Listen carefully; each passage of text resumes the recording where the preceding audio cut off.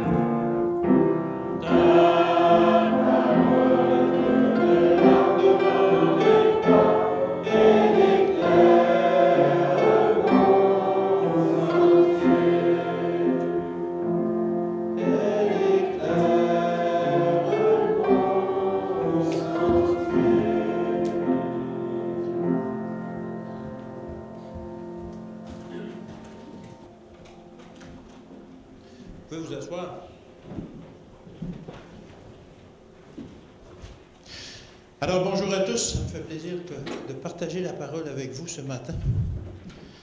Alors, ma prédication s'intitule « Prendre le temps de grandir ». Moi, pour ma part, j'ai été élevé dans le rang des érables à Saint-Joseph-de-Beauce. C'est un petit village pas très loin d'ici. Pour ceux qui ne le connaissent pas, le rang des érables, c'est le rang qui longe la rivière du côté ouest. Alors, on était quand même assez isolés. Mon père exploitait une ferme où on a grandi, moi, puis mes 5 sœurs, puis mes 2 frères. Je me souviens, c'était à l'époque où l'agriculture, du moins quand j'étais le plus jeune, se pratiquait encore à la force des bras et à la force avec les bêtes de somme, les chevaux. Je me souviens de l'été où se déroulaient les grands travaux nécessaires à la subsistance annuelle des animaux et de toute la famille. Les labours, les semences, ramasser les roches, aller faire du bois de chauffage pour l'hiver, les récoltes, le foin pour les bêtes, les céréales, etc., etc. Aller ramasser l'eau d'érable le printemps, faire du sirop. Ils nous donnaient du sucre pour l'année, etc. Et tous ces petits travaux, tous ces travaux-là qu'on avait à faire. Je me souviens aussi des travaux qui se déroulaient l'hiver, où c'était ma mère qui était le maître d'œuvre de tous ces travaux-là. Filer la laine, la tricoter, fabriquer des vêtements, fabriquer des draps, des oreillers, etc., etc. Prendre les vieux vêtements puis en faire des tapis ou en faire des catalognes pour des couvertures ou tout simplement les retailler pour les plus petits. Je me souviens de tout ça. Je pense que j'ai eu une belle jeunesse. Je me souviens aussi d'autres moments de ma vie de jeunesse. Je me souviens des grands espaces que je pouvais parcourir. Aller dans la forêt, prendre la poudre d'escampette. C'était rare qu'à un moment, qu'elle nous revoyait après déjeuner, on venait à peu près juste quand on avait faim. Alors, tous les jeux qu'on a fait avec mes sœurs et toute ma famille, puis même les plus grands, parfois, le soir, on faisait des jeux en famille qui se prolongeaient tard jusque dans la nuit. Alors, on avait beaucoup de plaisir. J'ai eu beaucoup de plaisir à explorer mon milieu, à parcourir la forêt, à parcourir. On n'avait pas beaucoup de jouets, en tout cas pas les jouets que l'on entend aujourd'hui, c'est-à-dire ceux qu'on achète au magasin. Nos jouets, c'était les animaux. Nos jouets, c'était nos chiens, nos chats, les vaches même. On s'amusait, on avait nos petits veaux qu'on pouvait monter, faire du cow-boy là-dessus. Et mon père aussi, même si parfois il pestait à cause d'un marteau perdu ou d'une scie qui manquait des dents parce qu'elle avait coupé des matériaux pas orthodoxes, ben il ne m'a jamais empêché de prendre ces outils pour exercer nos talents créatifs. Alors, je pense que c'est ça qui a fait de moi ce que je suis aujourd'hui. C'est tous ces moments-là de ma jeunesse où j'ai pris le temps de grandir, où j'ai pris le temps de passer chaque étape, à partir de petits bébés, adolescents ou jeunes adultes, etc., etc. J'ai eu une belle jeunesse. J'ai pris le temps de grandir. J'ai eu le temps de jouer, de m'amuser, d'aimer, de travailler, d'apprendre. J'ai eu le temps de devenir celui que je suis maintenant. Aujourd'hui, les temps ont bien changé. Ça ne se passe plus de la même façon, de la même manière. Aujourd'hui, les enfants sont poussés à grandir plus rapidement. Ils sont encore bébés, alors ils doivent déjà apprendre à se passer de leur maman, de leurs parents. On doit leur apprendre à socialiser en garderie. Il faut qu'ils apprennent à gérer les situations avec les petits amis. Alors qu'ils voudraient et qu'ils devraient prendre du temps avec leurs parents, ils sont poussés à apprendre à s'en passer le plus vite possible une bonne partie de la journée où ils sont confiés à des éducatrices. Ils n'ont pas le temps d'apprendre à maîtriser une situation qu'ils sont déjà poussés vers une autre étape de leur vie. Vite, vite, il faut grandir. Tout jeune, on les place devant différents écrans, TV, ordinateurs, etc. Et de ces écrans-là, ils découvrent la sexualité, la violence et tous les travers de notre société. Trop jeunes découvrent ça. Tout va trop vite aujourd'hui. Ça fait que parfois, certains jeunes qui ne peuvent pas suivre ce rythme infernal où ils n'ont pas le temps de passer des différentes étapes de leur croissance, se réfugient dans des paradis artificiels. Nous devons veiller en tant que parents de voir que nos enfants puissent passer ces différentes étapes-là de leur vie qui sont nécessaires à leur croissance. Et c'est une grande responsabilité que l'on a, nous, en tant que parents aujourd'hui. Il en va de même un peu avec notre vie spirituelle. On doit prendre le temps de grandir spirituellement. De bébé que nous étions lors de notre conversion, il est de notre responsabilité de nous nourrir et de faire de l'exercice afin que spirituellement, nous puissions devenir adultes qui vont pouvoir prendre en charge les gens autour de nous et transférer ce que l'on connaît. On va pouvoir témoigner à nos familles, à nos parents, à nos voisins, à tout le monde qui nous entoure. Un des moyens qu'on dispose pour grandir spirituellement, ça nous est fourni par la Bible. On doit apprendre à apprivoiser la Bible. La Bible, ce n'est pas un livre mystérieux où on peut puiser au hasard, l'ouvrir comme ça et puiser à tout moment, dire un verset, ah oui, c'est bon, ça fait bien pour moi aujourd'hui. C'est pas comme ça que ça fonctionne. Parfois, oui, on peut en retirer en lire des bons versets, mais la Bible, il faut plutôt la lire. Il faut plutôt se faire un plan de lecture de la Bible. Prendre un moment à tous les jours pour la lire un peu. Il existe différentes méthodes aujourd'hui, des plans de lecture à 1 an.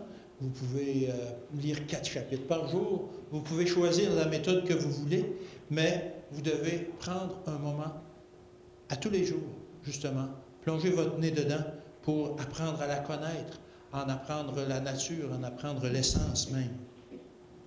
Certaines personnes m'ont déjà dit, comme je vous disais, que bon, c'est pas nécessaire de lire des grands chapitres et tout ça. On a juste, comme je vous disais, à prendre un verset. Oui, et oui, c'est bon pour moi aujourd'hui. Mais ça ne marche pas nécessairement comme ça. La lecture de la Bible demande plus d'implication. Je vais vous donner un exemple. Un jour, un jeune homme qui était pas très bien, il était las, il était fatigué, et il n'avait pas trouvé de sens à sa vie. Il a décidé, il dit, je vais faire ça, il dit, je vais prendre ma Bible, et pointant au hasard, il prend un verset, et il tombe sur Matthieu 25 au verset 7. Judas jeta les pièces d'argent dans le temple, se retira et alla se pendre. Oh.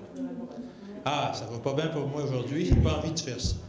Alors, déçu de ce verset, il change de page, il prend un autre verset, et il tombe sur Luc 10, verset 37, deuxième partie.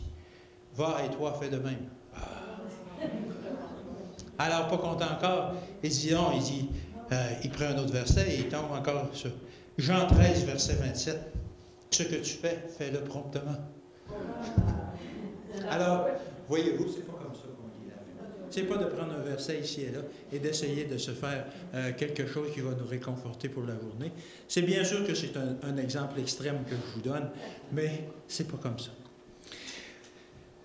Nous devons, la meilleure façon, c'est plutôt de prendre, comme je vous disais tout à l'heure, un moment chaque jour. De nous asseoir avec notre Bible et d'en lire et d'en apprécier les passages. La Bible, c'est un assemblage de lettres d'amour qui ont été de notre Dieu, directement. Qui ont été écrites par des hommes, mais inspirées par notre Dieu. C'est une série de lettres d'amour. En prendre juste des versets au hasard, ça ne nous aidera pas à comprendre l'essence même de l'amour de Dieu qui est décrite dans la Bible. Le psaume 119 nous enjoint d'en faire nos délices et d'en méditer les paroles. Psaume 119, versets 15 et 16. Je médite tes ordonnances. J'ai tes sentiers sous les yeux. Je fais mes délices de tes statuts. Je n'oublie point ta parole. Alors, il faut prendre le temps de faire de la Bible nos délices et de voir tous ces statuts, justement, et de méditer ses ordonnances, etc. Alors, afin de nous aider à mieux grandir spirituellement, avec l'outil qui nous est donné, j'ai sorti 7 étapes, 7 moyens qui vont nous permettre d'arriver à grandir spirituellement en utilisant la Bible, comme je vous dis. L'étape numéro 1, c'est pas très compliqué. Fermez la télévision. Peut-être plusieurs d'entre vous pourraient me dire « Ouais, mais c'est juste le moment où je peux relaxer, je prends 1 heure ou 2 le soir, puis avant d'aller me coucher, j'écoute les nouvelles. » Bon. C'est vrai, c'est une bonne raison peut-être, mais ni vous ni moi n'avons plus que 24 heures par jour. Et comme je vous disais aujourd'hui, on est très poussé aujourd'hui et toutes nos heures sont beaucoup utilisées pour toutes sortes de choses, pour la famille, pour le travail, pour le transport, etc., etc. La télévision est un bidule, je parle aussi des ordinateurs en même temps, et tous les différents écrans. Aujourd'hui, c'est quelque chose qui nous grignote beaucoup de temps. Plus que ça, je vous dirais même que dévore notre temps quand on s'y met devant. Alors, il faut prendre des décisions aujourd'hui. Si on veut trouver du temps, effectivement, il faut enlever quelque chose. Parce que vous comme moi, je suis sûr que vos journées sont remplies. Moi, ça commence à 5h30 le matin jusqu'à 9h quand j'en peux plus. Et là, je vais me coucher vite parce qu'il faut repartir le lendemain matin. Alors, il faut couper un peu. Moi, je vais vous dire mon truc. J'ai 3h30 de transport par jour, alors j'utilise ça pour écouter la Bible. Je l'ai sur MP3 et je l'écoute. C'est pas comme la lire, je vais vous expliquer, mais quand même, à force de l'écouter et de la réécouter, c'est quand même du bon. Alors, il faut faire des choix, comme je vous disais. Il faut fermer la télévision, laissez là ces écrans-là. Limitez votre temps que vous passez devant ces choses-là. Est-ce que vous prenez le temps de manger chaque jour? C'est sûr, c'est quelque chose d'essentiel. Lire la Bible devrait devenir essentiel autant que de manger. Fermez la télévision, ça va vous donner un peu de temps. Laissez là ces écrans-là, fermez l'ordinateur. Utilisez maintenant ce temps-là pour lire votre Bible. Ça va devenir votre repas spirituel. Vous allez être rassasié, vous allez pouvoir grandir, vous allez pouvoir vous former un corps spirituel plus fort, rempli d'amour, que vous allez pouvoir partager autour de vous. Plus encore, vous pourrez prendre ce temps-là, non seulement pour lire, mais pour méditer. Puis vous allez être émerveillé de ce que vous allez comprendre sur l'amour de Dieu. On la comprend juste un petit peu. Il y a encore bien de la place pour notre compréhension de l'amour de Dieu. On la comprend juste un petit peu et ça nous émerveille. Alors, lorsqu'on prend le temps de lire et de méditer, vous allez trouver ça merveilleux. Savez-vous combien ça prend de temps pour lire sa Bible? Si je commence à lire ma Bible, là, comme ça, là, à voix haute, sans me presser, au commencement, Dieu créa les cieux et la terre. La terre était informe et vide. Il y avait des ténèbres à la surface de l'abîme, et l'Esprit de Dieu se mouvait au-dessus des eaux. Si je lis comme ça à haute voix, comment ça prend de temps pour lire la Bible? 70 heures. C'est pas tant que ça, c'est 3 jours complets. En 3 jours, je serais fatigué, mais j'aurais tout lu ma Bible. Prenez ce temps-là, divisez-le par 365 jours par année, ça vous fait 12 minutes par jour. Si vous lisez 12 minutes par jour, à la fin de l'année, vous allez avoir lu votre Bible complètement. 12 minutes. C'est pas gros. C'est pas tellement gros.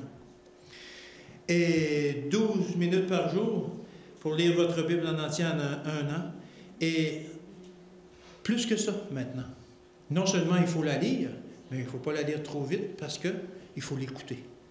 En plus de la lire, il faut l'écouter. Jean 5, verset 25. Jean 5, 25. En vérité, je vous le dis, celui qui écoute ma parole et qui croit en celui qui m'a envoyé a la vie éternelle et ne vient point en jugement, mais il est passé de la mort à la vie. Écoutez la parole. Lisez la parole, écoutez la parole, comprenez-la, acceptez-la, obéissez-lui et mettez-la en pratique. Et vous allez avoir quoi, quand nous dit ce verset-là? La vie éternelle. C'est une belle promesse, n'est-ce pas? 12 minutes par jour. Deuxièmement, ne vous pressez pas. Prenez votre temps. Prenez le temps qu'il faut. Lisez naturellement, comme je vous disais. Lisez naturellement, à voix haute si vous voulez, mais lisez d'une vitesse où vous allez saisir toutes les subtilités du langage biblique. Quand on lit vite, on ne comprend pas ce qu'on dit. Quand on lit, si on prononce les mots dans notre tête ou on les prononce à haute voix, on prend le temps de les comprendre. Certains d'entre vous ont sûrement entendu parler des méthodes de lecture rapide où on peut lire un livre presque aussi vite qu'on peut tourner les pages, juste en lisant en biais. Je ne connais pas vraiment mais il existe vraiment de ces méthodes-là. Mais ces méthodes-là ne s'appliquent pas à la lecture de la Bible. Faites de la lecture de votre Bible un délice. C'est 12 minutes par jour là, que vous allez consacrer à Dieu. Prenez le temps de vous installer et faites-en un délice. Faites-en ça comme un bon repas gastronomique où vous allez avoir de la bonne nourriture et que vous allez pouvoir vous rassasier. Lire trop vite, c'est comme aller au McDo. C'est un repas qui est oui, on mange, oui, on a de la nourriture. C'était bon, pas trop pire, bon, pas si pire, mais en tout cas, on repart de là, finalement, on a mal au ventre. Alors, lire la Bible, c'est pas ça. Lire la Bible, c'est prendre le temps de la déguster. C'est de prendre le temps de déguster votre repas spirituel. Prenez le temps de bien le déguster et de le digérer. Vous l'apprécierez d'autant plus. Cette bonne nourriture vous donnera des forces. Quand vous allez avoir pris cette bonne nourriture-là tous les jours, vous allez avoir des forces. Et une fois suffisamment fort spirituellement, vous aurez maintenant la force de porter et de partager ce message avec les gens qui vous entourent. Autrement dit, les gens qui vous entourent et les gens que vous aimez. Autrement dit, avec tout le monde qui vous entoure. Parce qu'on doit aimer tout le monde. Troisièmement, ne brûlez pas les étapes. Il ne faut pas brûler les étapes quand on lit la Bible. Un jour, un père et son fils vinrent rencontrer le directeur de l'université, et le père s'adresse au directeur en lui disant « Voyez-vous, mon fils que voici, il doit prendre ma relève bientôt pour l'entreprise que l'on a, et on n'a pas beaucoup de temps, il faudrait qu'il ferait ses études le plus rapidement possible. Est-ce que ça serait possible? Parce que sûrement que tous les cours ne sont pas nécessaires pour apprendre l'administration. Est-ce que ce serait possible d'enlever certains cours? Est-ce que ce serait possible aussi, dans les cours qui restent, d'enlever ce qui n'est pas nécessaire pour lui montrer juste ce qui est nécessaire? Puis est-ce que ce serait possible aussi de, ce qui va rester, de lui donner le plus rapidement possible, justement pour qu'il ait sa formation d'administrateur le plus rapidement possible? Alors le directeur de l'université, il répond « Mais oui, on peut faire ça. On peut faire ça, on peut enlever on peut enlever certains cours pour justement que ça aille plus vite, qu'il y en ait moins à apprendre et que ça aille plus vite. On peut aussi condenser tous les cours qui vont rester pour que ça aille plus vite, pour qu'ils apprennent. On peut faire ça. Mais il dit, je ne suis pas sûr que ça va lui donner une formation aussi bonne que ceux qui vont avoir pris le temps de prendre tous les cours et qui vont avoir pris tous les cours pour, même si certains ne sont pas absolument nécessaires. Alors le père, il dit, pourquoi? Si on lui donne le nécessaire, il va justement avoir ce qu'il a besoin pour devenir un bon administrateur. Alors le directeur de l'université, de répondre au père, il dit former quelqu'un comme ça, c'est comme faire pousser un arbre. Dieu, il prend le temps qu'il faut pour faire pousser un arbre. Il peut faire pousser un aune en 1 an, mais pour faire un chêne, ça prend 100 ans. Lequel a le plus de valeur? Lequel va avoir le plus de valeur? Celui qui va étudier vite, ou celui qui va avoir pris le temps de bien se former pour son métier? C'est la même chose pour la lecture de la Bible. Il faut prendre le temps. Il faut prendre le temps, il ne faut pas essayer de couper court et dire « Ah, là, je connais, j'ai fait toutes les études bibliques, maintenant, je connais tout ça, la Bible, je connais ça. Je connais même plusieurs versets par cœur, et puis, non, c'est pas ça. » Comme je vous disais, lors de mon introduction, lorsque j'ai grandi, j'ai pris le temps de passer les différentes étapes de ma jeunesse.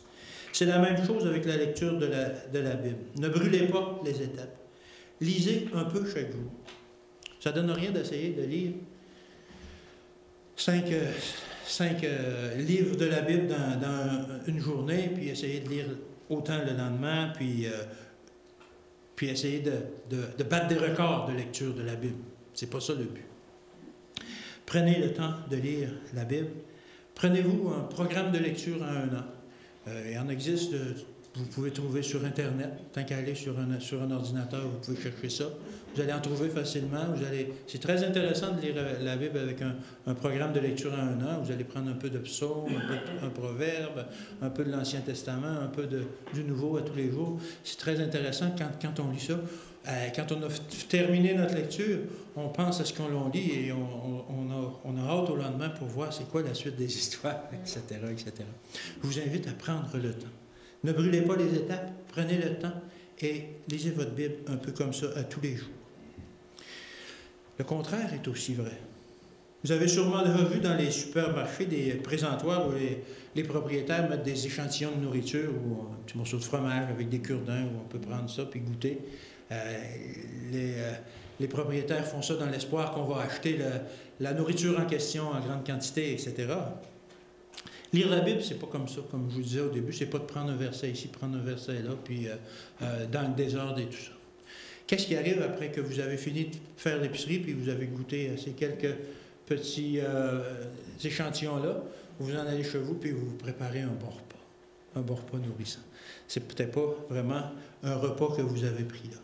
Prendre la Bible, c'est la même chose. Il faut en prendre suffisamment.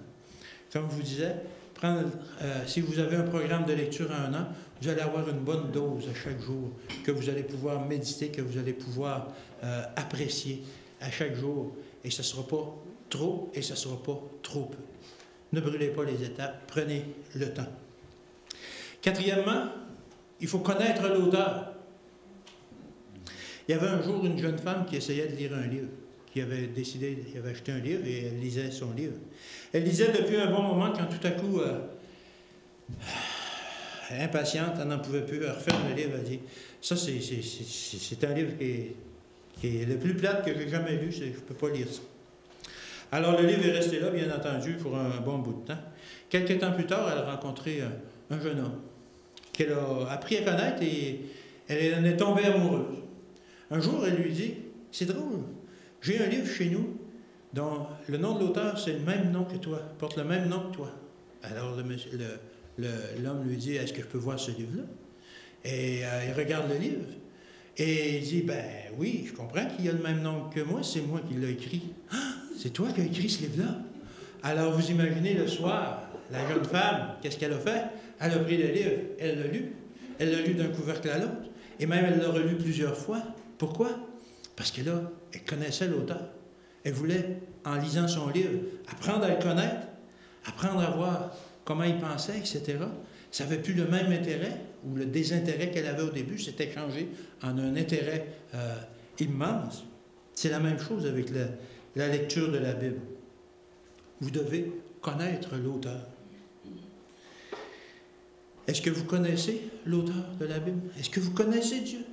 Est-ce que vous êtes en amour avec Dieu? Et c'est lui l'auteur de la Bible. C'est son livre.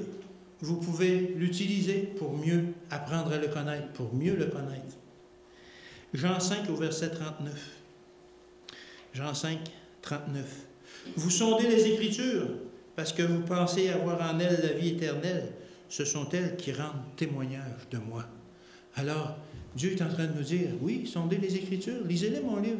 Vous êtes en amour avec moi, comme la jeune femme avec le jeune homme. Lisez-le, vous allez apprendre à me connaître effectivement. C'est moi qui les ai écrits, c'est moi qui j'ai tout mis mes états d'âme dedans. J'ai tout mis ce que j'ai fait pour vous, j'ai tout mis ce qui s'est passé depuis le début. J'ai tout mis ce que je prévois pour vous. Lisez-le, et comme si vous étiez justement en amour avec son auteur. Cinquièmement, lire n'est pas suffisant. Il ne faut pas juste lire. 2 Timothée 5 au verset 15. 2 Timothée 5 au verset 15. Efforce-toi de te présenter devant Dieu comme un homme éprouvé, un ouvrier qui n'a point à rougir, qui dispense droitement la parole de la vérité. Alors, si vous voulez dispenser la parole de la vérité, vous devez la comprendre. Vous devez la lire, mais non seulement la lire, mais vous devez la comprendre. Pour ce faire, il faut l'étudier dans un esprit de communion avec le Saint-Esprit. Une petite prière avant de commencer. Vous mettre en état d'esprit spirituel, ouvrir votre esprit, que le Saint-Esprit puisse ouvrir votre votre cerveau afin que vous compreniez bien. Et à ce moment-là, vous pouvez vous mettre à creuser la Bible. Lire les versets que vous voulez, que vous avez choisi de lire, et essayer de les comprendre. La compréhension des Écritures est accessible à tous. Il y en a qui vont dire, souvent vous avez entendu ça, « Ah, la Bible, c'est pas trop compliqué. On ne comprend rien là-dedans. Ah, tu dois essayer de lire l'Apocalypse comme ça. » Je comprends, c'est sûr. Si on ne lit pas l'Apocalypse, si on lit juste l'Apocalypse en essayant de comprendre quelque chose de même, mais c'est un livre, c'est une fable, c'est pour un néophyte. Mais quand on met ça dans le contexte d'avoir lu toute la Bible, d'avoir compris certaines choses, ça devient merveilleux, le livre de l'Apocalypse. Et tous les autres livres comme ça aussi. Alors, il faut prendre le temps de la comprendre. Il faut vouloir sincèrement la comprendre. Il faut l'étudier, savez-vous comment? Il faut reculer. Il faut reculer pour étudier la Bible. Il faut l'étudier avec un cœur d'enfant. Il faut redevenir un petit enfant. Les petits-enfants, ils peuvent comprendre mieux que nous autres souvent. Matthieu 11, au verset 25. Matthieu 11, au verset 25. Jésus prit la parole et dit, « Je te loue, Père, Seigneur du ciel et de la terre, de ce que tu as caché ces choses aux sages et aux intelligents, et de ce que tu les as révélées aux enfants. » Alors, oui, Dieu y révèle ces choses aux enfants. Quand on étudie la Bible avec un cœur d'enfant, avec humilité, avec un désir de comprendre, ces choses-là sont compréhensibles pour nous autres. C'est Jésus lui-même qui l'a dit. Et pourquoi c'est compréhensible aux enfants? Parce qu'on est les enfants de Dieu. Et on peut comprendre ces choses-là. Ces choses-là sont accessibles pour nous. Sixièmement, arrêtez-vous quand vous avez frappé le gros lot. Quand vous lisez un verset qui vous frappe, qui a une signification particulière pour vous, un beau verset que vous trouvez, arrêtez-vous là. Méditez là-dessus. Prenez le temps d'écouter ce que Dieu est en train de vous dire. Et vous demandez comment est-ce que je peux appliquer ça dans ma vie. Comment est-ce que ça va changer ma vie. Prenez le temps de penser à ces quelques versets-là et que vous venez de lire et comment est-ce que ça va influencer ma vie. Acte 20 au verset 32. Acte 20 au verset 32. Et maintenant, je vous recommande à Dieu et à la parole de sa grâce, à celui qui peut édifier et donner l'héritage avec tous les sanctifiés. Alors, à celui qui peut vous édifier et donner l'héritage avec tous les sanctifiés. La parole de sa grâce vous construira, vous édifiera. Quand vous voulez construire quelque chose de solide, de bien fait, vous devez y mettre le temps nécessaire. Si on fait quelque chose à la hâte, souvent ça va être quelque chose qui ne sera pas solide ou qui va avoir été mal construit. Il est important de prendre le temps nécessaire de bien construire la maison que vous êtes en train d'édifier. Vous êtes en train de l'édifier sur le roc. Si vous construisez trop vite, sans prendre le temps de bien réfléchir et sans prendre le temps de mettre vos fondations sur le roc, vous savez ce qui arrivera quand il va venir la tempête. Le vent souffla et la pluie tomba et la maison s'écroula. Alors, il faut prendre le temps, justement. Il faut s'arrêter. Quand vous frappez le gros lot, quand vous trouvez un passage qui vous parle, il faut s'arrêter et le méditer. Lorsque vous voulez construire votre édifice spirituel, prenez le temps de le construire en vous servant de la parole de Dieu comme brique, afin de faire justement un édifice qui va être solide. Pour cela, il faut comprendre la Bible, il faut comprendre ce que l'on lit. Et comme je disais tout à l'heure, c'est accessible aux enfants. Si vous avez seulement 3 minutes par jour pour lire votre Bible, c'est sûr que ça va prendre plus qu'1 an, mais si vous avez juste 3 minutes, ce que je vous recommande de faire, c'est de la lire durant 1 minute et de vous arrêter pour méditer, pour penser ce que vous venez de lire, pour voir qu'est-ce que ça fait dans votre vie, pour apprendre à voir la grandeur de l'amour de Dieu, etc. Il faut prendre le temps. Il faut prendre aussi ce temps-là pour laisser le temps à Dieu de nous parler. Ah, regarde, t'as lu ça, t'as lu ça. Regarde, ça veut dire ça. Ça vient dans notre tête, ça. Et il faut prendre le temps pour ça, pour laisser le temps à Dieu de nous parler. Savez-vous ce que ça veut dire, méditer? Bien entendu, il y a la signification que les gens du Nouvel Âge veulent nous faire prendre, où il faut vider notre esprit, puis faire des aoum, aoum, dans la position du lotus, ou je ne sais pas quoi. C'est pas ça que ça veut dire, méditer. C'est pas ça le sens de méditer biblique. La méditation biblique, c'est ne pas vider son esprit, c'est justement penser. Et laisser Dieu nous parler. Pour justement on prend une pensée et qu'on vient de lire, on la retourne dans notre tête. On la médite, on la ressasse dans notre tête. Ma mère, elle avait une expression spéciale, j'imagine que d'autres l'ont déjà entendue. Quand elle nous voyait pensif et tout ça, elle dit, qu'est-ce que tu es en train de ruminer? Ah, je pense que les troupeaux de vaches méditent beaucoup. Les troupeaux de vaches dans les champs méditent beaucoup. C'est un peu la même chose. On peut prendre cet exemple-là. Les vaches font remonter la nourriture dans leur bouche et la mastiquent. On peut faire la même chose avec une parole, un verset, le mastiquer, le repenser. Et finalement, on l'avale. Comme la vache qui a ruminé sa bouchée, elle ravale et maintenant elle peut en retirer toute l'énergie dont elle a besoin. Et la même chose pour nous. Quand on a médité cette parole-là, on l'avale. On la fait passer maintenant de notre cerveau à notre cœur, justement, pour nous aider à bâtir cet édifice-là que je vous disais plus tôt, qui va faire de nous des êtres forts spirituellement. On va avoir un édifice spirituel qui nous entoure, solide, et qui ne s'effondrera pas au moindre coup de vent. Septièmement, mémoriser les Écritures. Mémoriser les Écritures est une façon de se protéger du péché. Psaume 119 au verset 11. Psaume 119, verset 11. Je serre ta parole dans mon cœur afin de ne pas pécher contre moi. Je ne me promène pas avec ma Bible attachée sur mon cœur. Quand il dit je serre ta parole dans mon cœur, ça veut dire que je la possède dans mon cœur, je l'ai dans mon cœur, je la chéris dans mon cœur. Je veux pas, je l'ai mémorisée, je l'ai apprise par cœur.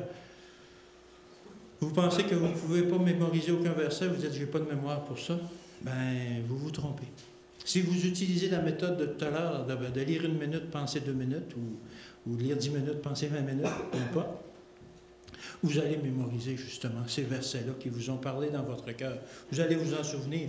Et quand le malin va lancer sur vous des flèches, des tentations, tout ça, vous allez être apte de répondre, dire, repousser les traits du malin par sa parole, justement. Il y a les étudiants de l'université de Al-Azhar, au Caire. C'est des musulmans. Et quand ils veulent entrer dans cette université-là, comme critère d'entrée, ils doivent réciter le Coran par cœur. Ça leur prend 3 jours. Pas 3 jours de 24 heures, mais 3 jours de 8 heures, parce que le Coran est un peu plus petit que la Bible. Mais ils le font. Ils ont tous mémorisé ça. Alors, si vous pensez que vous ne pouvez pas mémoriser quelques versets, moi, je vous dis que oui, vous pouvez les mémoriser, bien les versets. Et en les méditant comme ça va venir tout seul.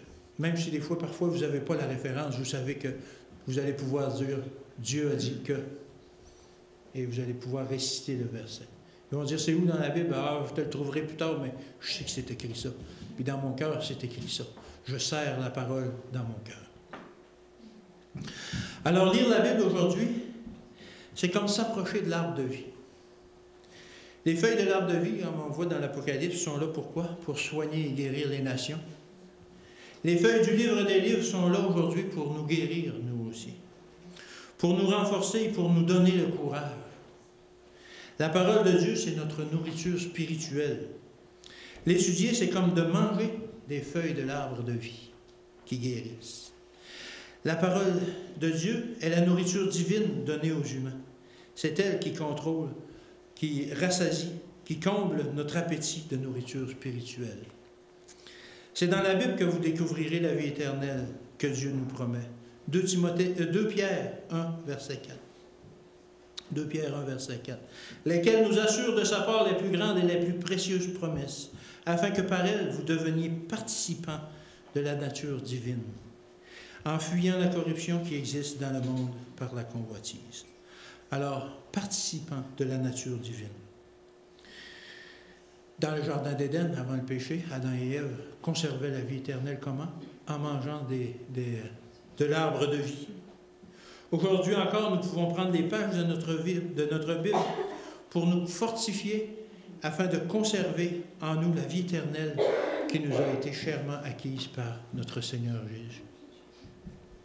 C'est en la lisant et en la méditant qu'on va conserver une vie spirituelle forte. C'est elle qui va nous faire comprendre le caractère de notre Sauveur. Nous mangeons 3 fois par jour, notre cœur en a besoin. Peut-être devrions-nous aussi lire notre Bible 3 fois par jour. Cela ferait de nous des personnes plus nobles que les autres. Acte 17, verset 11. Acte 17, verset 11. Ces Juifs avaient des sentiments plus nobles que ceux de Thessalonique. Ils reçurent la parole avec beaucoup d'empressement et ils examinaient chaque jour les Écritures pour voir ce qu'on leur disait était exact. Alors ceux qui étudient la parole chaque jour sont plus nobles que que les gens de Thessalonique. Alors si vous voulez être quelqu'un de noble, ce n'est pas la noblesse qui est donnée par les rois que vous devez viser, mais la noblesse qui est donnée par la persévérance d'étudier votre Bible chaque jour. C'est une chose merveilleuse de lire la Bible chaque jour, car la parole de Dieu, elle est éternelle. Ésaïe 40, verset 8. Ésaïe 40 au verset 8. L'herbe sèche, la fleur tombe, mais la parole de notre Dieu subsiste éternellement. Jésus nous donne ce conseil dans Matthieu 4 au verset 4. Jésus leur répondit, il est écrit, l'homme ne vivra pas de pain seulement, mais de toute parole qui sort de la bouche de Dieu. C'est une parole que vous connaissez sûrement par cœur pour l'avoir si souvent entendue dans nos émissions, il est écrit, mais c'est d'autant plus réel aujourd'hui. Alors on mange chaque jour de la nourriture qui ne rassasie pas. Il nous faut aussi manger de la nourriture qui va rassasier jusque dans la vie éternelle.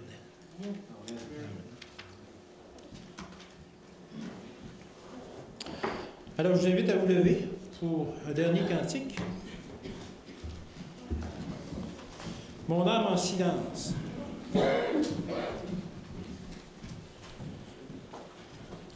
Je pense que c'est un cantique qu'on n'a pas chanté souvent, mais je regardais dans notre livre de cantiques. C'est un cantique qui m'a été suggéré par Carole, et c'est un très beau cantique.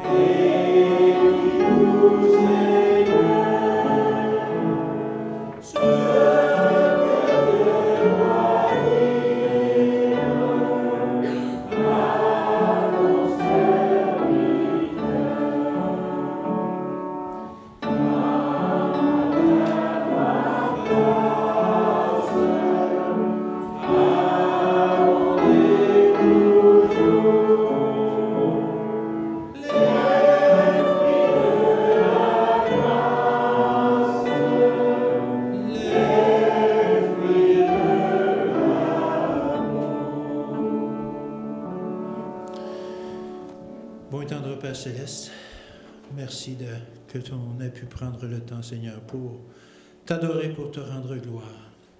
Seigneur, on te demande de bénir tous ces gens, non seulement tous ceux qui sont ici, mais tous ceux qui sont membres de ton Église, et aussi tous ceux que l'on a dans notre cœur et pour qui on se fait du souci, Seigneur. Seigneur, raccompagne chacun d'entre nous en sécurité à nos maisons, protège-nous et aide-nous, Seigneur, par ton esprit, à ce que l'on puisse prendre le temps de mieux apprendre à te connaître en lisant la Bible chaque jour. Donne-nous du temps pour ça. Aide-nous à trouver du temps pour ça. Au nom de ton Fils qu'on te le demande. Amen. Amen.